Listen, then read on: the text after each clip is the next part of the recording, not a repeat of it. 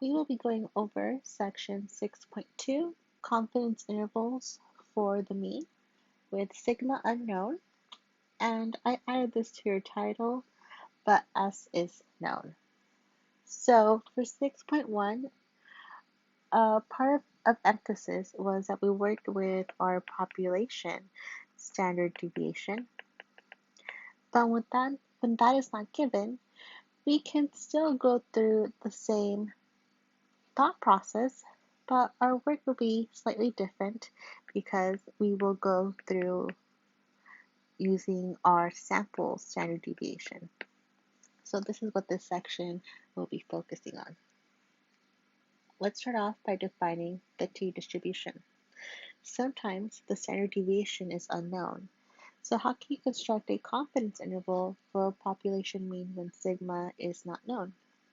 We use sample standard deviation, given that the populations are normally distributed with a sample size of 30 or more. Thus, we can use S. However, X bar does not follow a normal distribution, it follows a t-distribution. So let's talk a bit more about t-distribution. If the distribution of a random variable x is approximately normal, then t is equal to x bar minus mu over S divided by the square root of n, our sample.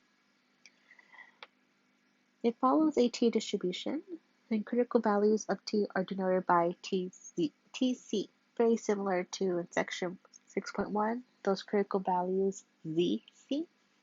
Here are several properties of the t-distribution. 1. The mean, median, and mode of the t-distribution are equal to 0. 2. The t-distribution is bell-shaped and symmetric about the mean. 3. The total area under the t-distribution curve is equal to 1. The tails of the t-distribution are thicker than those in the standard normal curve. 5. The standard deviation of the t-distribution varies with the sample size, but it is greater than 1. 6. The t-distribution is a family of curves, each determined by a parameter called degrees of freedom.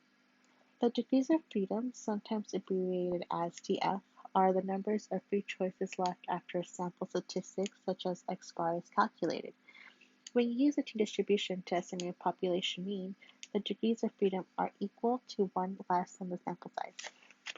So we use this formula, n minus 1.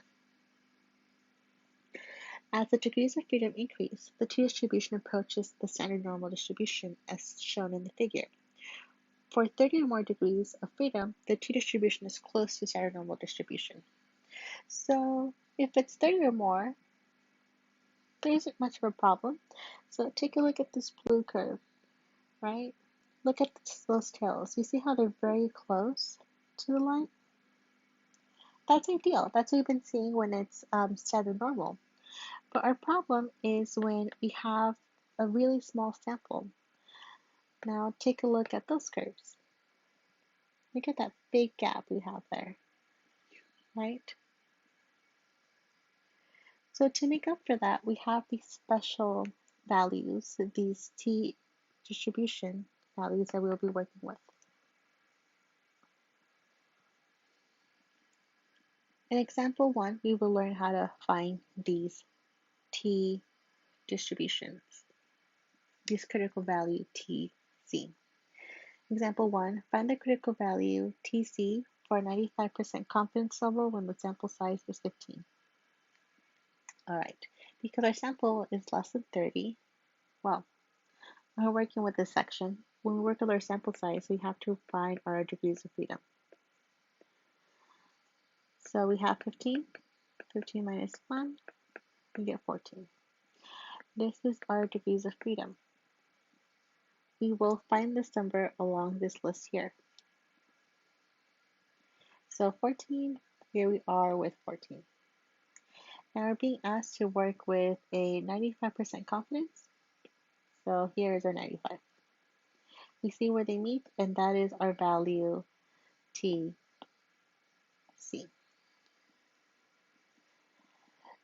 So you have a chart. It's down within your book, and I'll attach it to this week's notes. However, if you'd like to, you can also use a calculator. but it has a bit more of a thought process. So if you want to use your calculator, you have to press second bars and then scroll down to find IMT, and there you're going to enter two things. You're going to enter first your percent in decimal form and your degrees of freedom. Now your percent is funny. To find your percent, you want to find that value. So you have to think, if you're working with 95% confidence, so we have 100 minus 95, we're left with 5. And because we have two tails, I have to subtract this amount, which is half of 5. So we get 2.5. All right, I want to find this value here. So it's all of this, right? So we have to add 2.5 plus the 95. 95 plus 2.5, we get 97.5. Remember, when we enter things in our calculator, we have to make sure it's in decimal form, so we move our decimal over twice. So the number we will enter is 0.975. All right, so we'll press an empty, we'll enter 0.975. Our degrees of freedom are 14. And our answer will be 2.14478661. And of course, we don't want all those numbers, so we round. So we can round to 2.14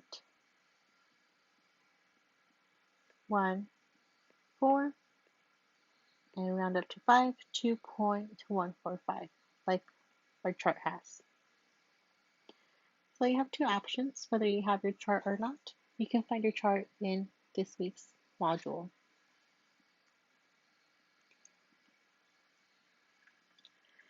When the number of degrees of freedom you're looking are being asked to work with is not found or listed in the table, you work with the closest number of the table that's less than the value you need. For example, if you want degrees of freedom of 57, you use 50. Now, where your chart doesn't show, after 30, it goes by 10. So it goes 40, 50, 60, 70. So that's what this works with. So if you can't find degrees of freedom, you go with the lowest one that's closest to it. You round down.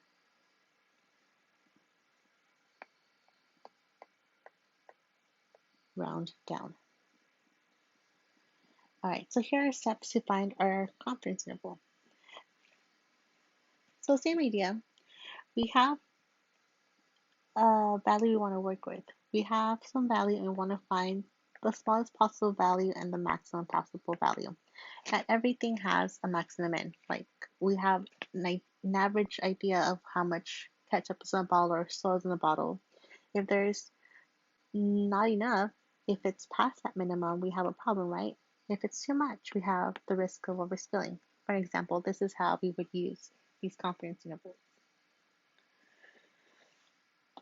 Construction of a confidence interval for a population mean with your sample standard deviation known.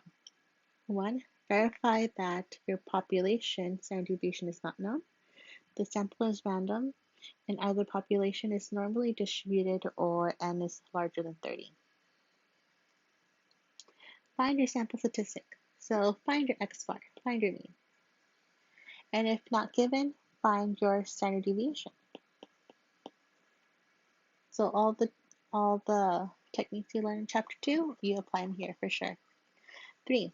Identify the degrees of freedom, the level of confidence, and the critical value. So level of confidence is your percent, whatever percent they give you. The critical value, you can find it using your chart or your calculator. And your degrees of freedom is your sample size minus 1.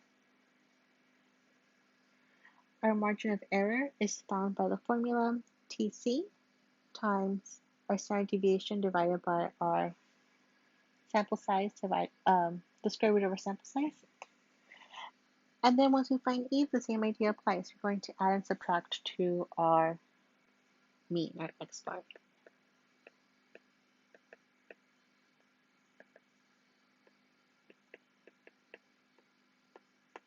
Just like section 6.1.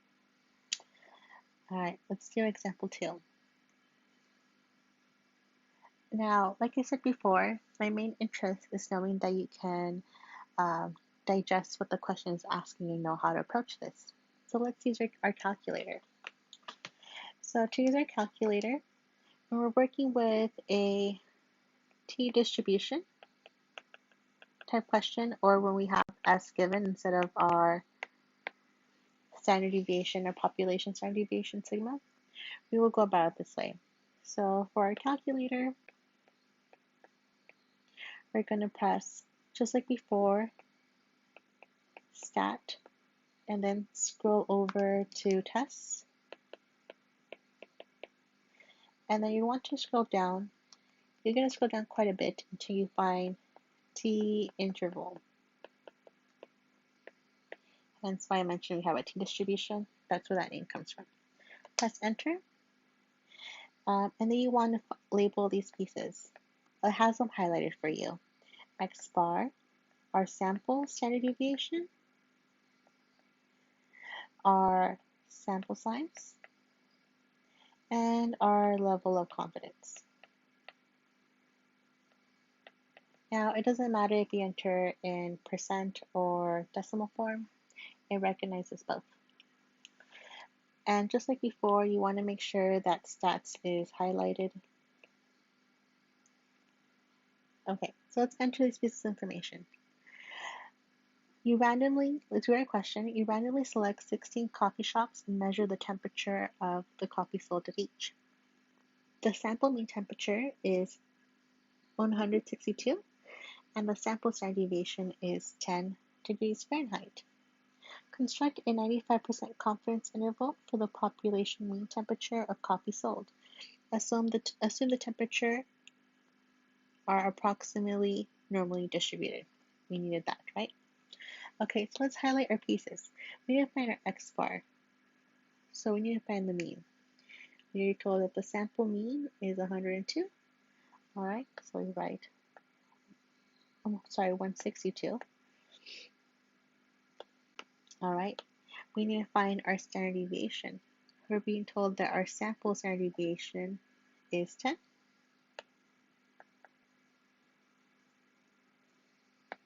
10.0 if you want.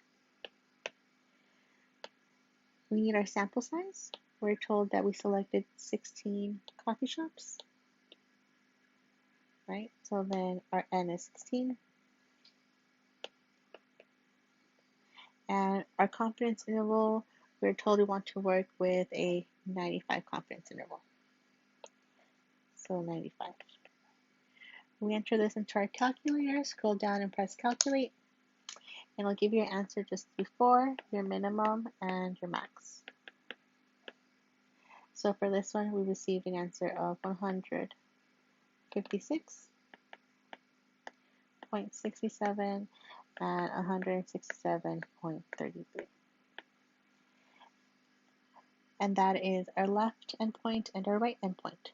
So these are the acceptable, within 95% confidence, the temperatures of coffee within our sample. All right, like I said before, feel very free to use your calculator. My main concern is that you understand what the question is asking and how to approach it. You're going to learn so many techniques, and just knowing how to read your puzzle pieces and know how to apply them, that is what my main concern is. All right, now you'll have some questions, so let me write a little side note. You have some questions on your homework where they're giving you, let's do this one for example. They're giving you the intervals, and your question is, what is the mean?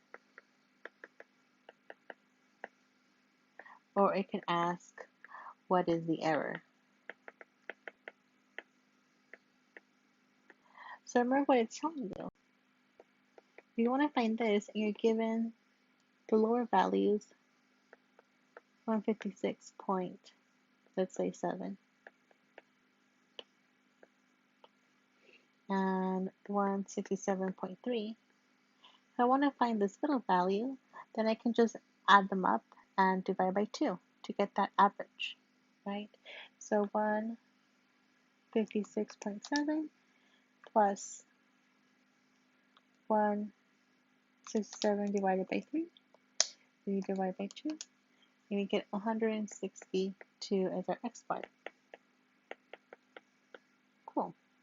Now if I want to find e, what is this number? Then I can just add and subtract that from one another. So I can take 167.3 minus 162, and that'll give me that measurement of e. So 167.3 minus 162, we'll get 5.3. Alright, and you can always double check it, right? So 156.7 plus 5.3, you get our mean, cool. And if I add again, 5.3, you get our max. So it checks out, right? That's a lovely thing about math. It always checks out if you understand what's being asked. Alright, with that said, I'll leave example 3 for your try. If you're unsure, you can use your text, but again, your calculator, you could use a recalculator, please. Alright, if you have any questions, please feel free to post them on the discussion board or go ahead and email me. Thanks.